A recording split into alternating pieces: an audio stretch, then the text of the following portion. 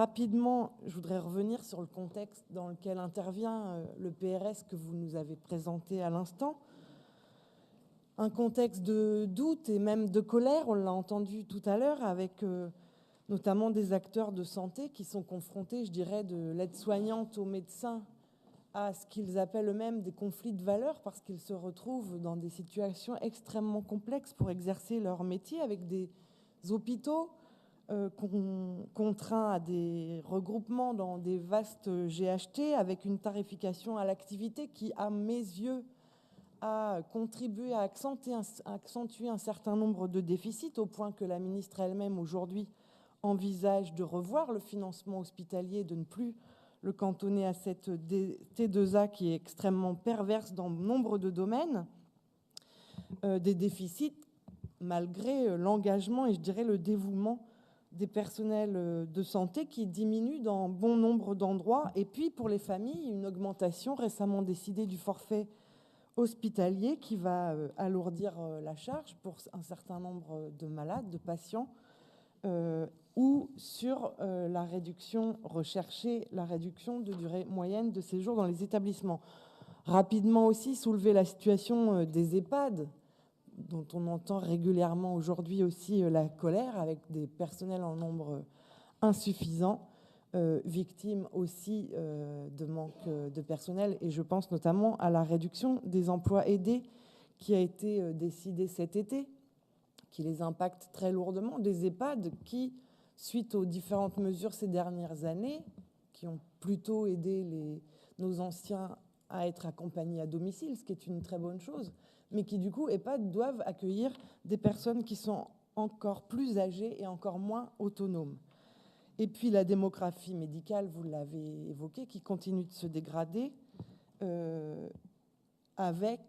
qui continue de se dégrader en raison de choix passés, qui sont très longs à corriger compte tenu du temps de formation, notamment des médecins, et puis peut-être aussi des limites d'une organisation essentiellement basée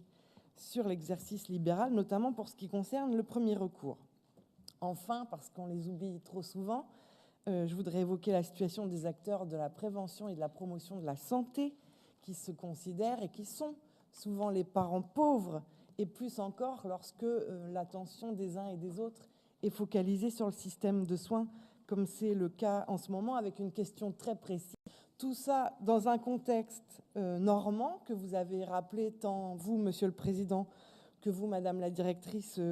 générale. Je ne reviens pas sur le panorama que vous avez fait, qui est malheureusement très juste, mais j'insisterai sur le fait qu'on a une population qui est aussi plus défavorisée sur le plan social, et chacun sait que ça compte aussi beaucoup dans le développement des inégalités. Alors tout de suite, je vais en venir au zonage, et je pense que je ne serai pas la seule à le faire, parce que nous avons effectivement de gros doutes sur la pertinence de ce zonage, même si j'étais très attentive à vos explications. J'ai bien noté que tout ce zonage ne vous incombait pas, mais l'accessibilité potentielle localisée, formule qui me laisse dubitative, ne le rend pas plus compréhensible, et je dirais ne le rend pas plus compréhensible aux yeux des habitants. Et je voudrais dire avec un peu de gravité que ce zonage est vécu comme une profonde injustice dans un certain nombre de territoires, que ça se cumule avec un recul de nombre de services publics, et que ça contribue et accentue le phénomène de relégation, de sentiment d'abandon d'un certain nombre de nos concitoyens, et que nous devons tous y être extrêmement vigilants. Alors, quelques exemples, et évidemment qui sont de pur parti pris, vous m'en excusez, mais je voudrais citer le territoire de vie et de santé de Bolbec, qui n'est pas retenu dans les zones d'intervention prioritaire, alors qu'il ne compte que 12 médecins généralistes, dont 4 qui cesseront leur activité sous 4 ans, pour un plus de 26 500 habitants, un territoire voisin auquel je ne veux évidemment aucun mal, bien au contraire, compte lui 16 généralistes pour le même nombre d'habitants. Je dirais chercher l'erreur, et j'ai beau réfléchir à cet indicateur APL, je ne me l'explique pas plus. Je voudrais aussi évoquer le territoire de Fécamp, qui était reconnu déficitaire dans le précédent zonage, qui comptait alors, même si les territoires étaient identifié de manière différente 32 équivalents temps plein en médecins généralistes, qui aujourd'hui n'en comptent qu'un peu plus de 25, et là, 11 départs sont prévus sur 3 ans. Alors j'ai ici une pétition que je vais me permettre de vous remettre. La proximité va nous aider, qui a été signée par plus de 5634 habitants de la région fécampoise, ce qui en fait, à ma connaissance, la pétition la plus importante de ce territoire, ce qui en dit long sur l'exigence des habitants. Elle demande évidemment que le classement du territoire de vie et de santé de Fécamp soit revu. Ces classements contribuent à priver certains territoires d'aide, même si vous avez rappelé que certaines étaient possibles. Alors, pour notre part, on n'a jamais considéré que l'accompagnement financier était l'alpha et l'oméga de la lutte contre la désertification médicale, bien évidemment. Et nous considérons d'ailleurs que ça doit s'accompagner de garanties de la part des professionnels de santé. Mais je crois que dans ces zonages, il faudrait ajouter une dimension, c'est l'organisation des COM-COM ou des COM d'agglo, parce que ce sont souvent et quasi toujours elles qui portent des projets de pôles de santé libéraux ambulatoires ou de centres de santé, qu'on ne peut pas, je pense, définir les territoires sans eux. En gros, on arrive à des situations aujourd'hui, je vais réutiliser la formule qui a été employée par un membre éminent du collectif Un médecin pour chacun à Fécamp, qui disait là, on n'en est plus ni au millefeuille territorial, ni même au charcutage, on en est au hachis parmentier, parce que des communes sont sorties, etc. Enfin, je ne dis pas que les COM-COM sont la structure absolue dans l'organisation du territoire, mais ce sont elles qui peuvent porter des projets, et donc il faut un minimum en tenir compte, parce que là, on arrive à des situations où il faudrait que plusieurs communautés d'agglomération ou de communes nouent des partenariats entre elles pour porter un projet. C'est rajouter des difficultés aux difficultés, et je pense que ça doit être pris en compte. J'alerte aussi sur le fait que j'ai bien noté que ce zonage pourrait être revu tous les ans. Ça va d'ailleurs permettre qu'il soit corrigé très rapidement. Mais il faut aussi qu'on ait une visibilité, une lisibilité dans la durée pour construire des projets identifiés comme zones d'intervention prioritaires et qui, pour l'instant, n'ont pas l'ombre d'un projet, qui n'ont même pas pris la compétence santé. Et donc, je pense que pour être connecté à ce qui va être possible de faire dans les prochaines années, il faudrait au minimum inclure ces critères-là. Je voudrais rapidement revenir sur le secteur de la psychiatrie, mais je ne vais pas développer très longuement puisque les acteurs les plus concernés sont intervenus à l'instant. Je pense qu'on a à faire face à une situation absolument dramatique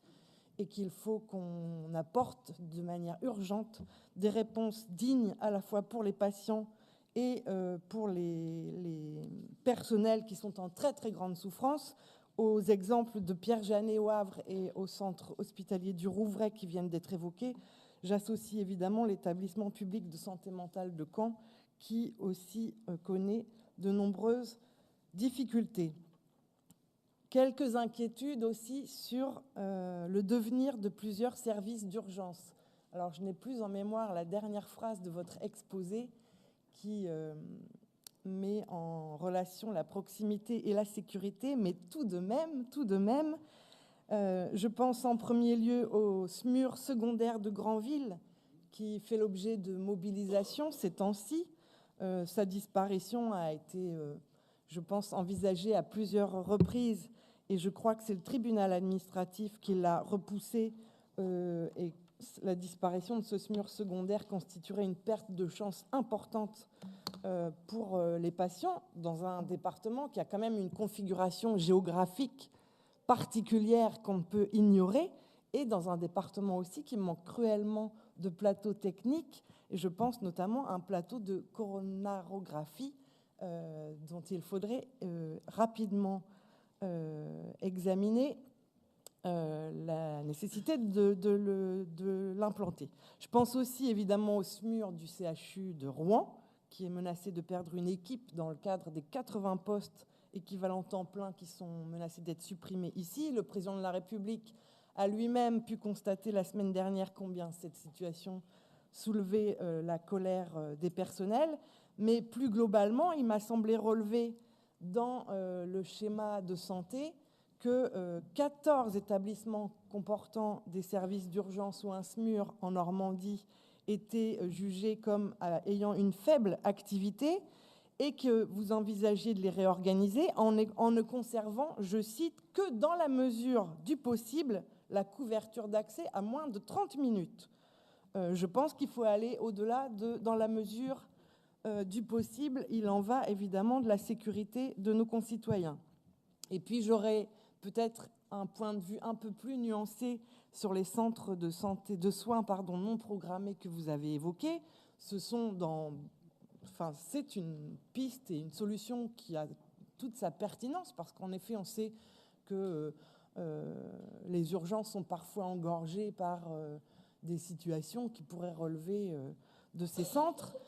Mais n'en faisons pas là non plus l'alpha et l'oméga en considérant que tout ou quasi, que beaucoup de services d'urgence pourraient être remplacés par ces centres de soins non programmés, d'autant que celui de Valognes a vécu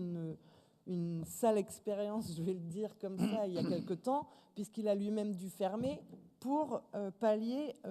à l'engorgement des urgences de Cherbourg. Si enfin, voilà. Je me permets de conclure et sur un sujet que vous ne pouvez pas m'empêcher d'aborder, Monsieur le Président, puisqu'il s'agit de la maternité de Bernay, qui a été menacée de fermeture il y a quelques années, mais la mobilisation des personnels avait repoussé cette décision et on dispose aujourd'hui d'un outil adapté qui couvre les besoins de l'ouest du département de l'Eure, où d'ailleurs le nombre de naissances est en progrès assez net, qui en justifie complètement l'existence. Suite au rapport qui a été établi par la Haute Autorité de Santé qui pointe des failles et des fragilités, vous avez demandé qu'un travail soit fait, un travail qui, je crois, est y compris accompagné par vos propres services. Or, en même temps que ce travail est initié, on annonce la fermeture. C'est évidemment inacceptable. Je serais tentée de vous demander où pensez-vous que les femmes qui sont prises en charge aujourd'hui à Bernay vont accoucher, parce que pour connaître, s'imagine bien, les kilomètres que ça représente, qui là non plus ne sont pas acceptés. Je termine, Monsieur le Président. Vous avez indiqué tout à l'heure au personnel qu'il fallait s'adresser, parce que je pense que tout, et ça n'est pas vous faire offense, Madame la Directrice, ne relève pas de l'ARS, mais aussi d'arbitrage ministériel. Vous avez tout à l'heure suggéré que les personnels s'adressent au ministère. Moi, je vous réitère la proposition que nous avions faite en début de mandat, que vous conduisiez une délégation représentative de l'ensemble des forces qui composent notre Assemblée, y compris, pourquoi pas, de personnel de santé, pour qu'on aille défendre l'idée d'un plan de rattrapage de la Normandie auprès de la ministre. Merci de votre attention.